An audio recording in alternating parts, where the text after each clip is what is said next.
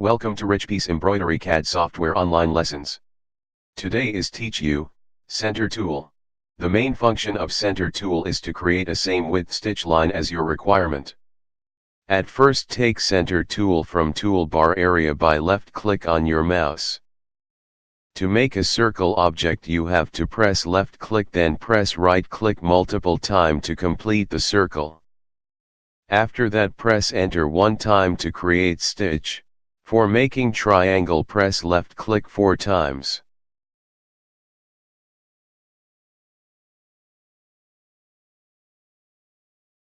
After that press enter one time to create stitch.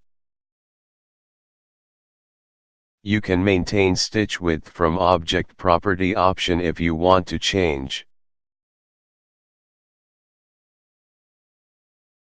You can also change stitch density by changing stitch space from here.